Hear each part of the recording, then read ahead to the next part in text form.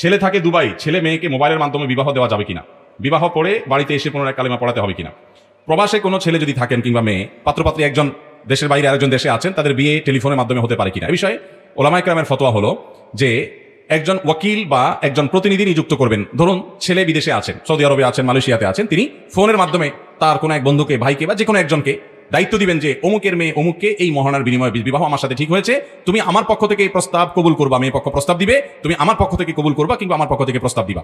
একজনকে উকিল বানাবে, প্রতিনিধি, তিনি সাক্ষীদের সামনে মেয়ে পক্ষ যখন প্রস্তাব দিবে তিনি বলবে আমি প্রবাসে থাকা অমুকের ছেলে অমুকের তরফ থেকে এই বিবাহে আমি কবুল বলছি বা আমি এটাকে কবুল করছি, এর মাধ্যমে বিবাহ সম্পাদন করে। অর্থাৎ উকিলের মাধ্যমে জিনিসটা করবে, সেটা জায়েজ আছে। কেন উকিলের মাধ্যমে, কেন সেটা করবে না, এটা ফেটি অনেক ডিপ আলোচনা, যেটা আমাদের সাধারণ মানুষের সবার বোঝা জরুরি না, যে কোন কাজে আপনার কতটা নিশ্চয়তা থাকা জরুরি বা জরুরি না। বিশেষ করে মানুষ যাতে প্রতারিত না হয় এবং প্রতারণার সম্ভাবনা আশঙ্কা যাতে কমে যায়, সেজন্য এই জাতীয় বিধিবিধানগুলো উসুল ফিকহ এবং ফিকহের মূলনীতির আলোকে ওলামায়ে কেরাম দিয়ে থাকেন। এই পদ্ধতিতে প্রবাস থেকে বিয়ে জায়েজ হতে পারে।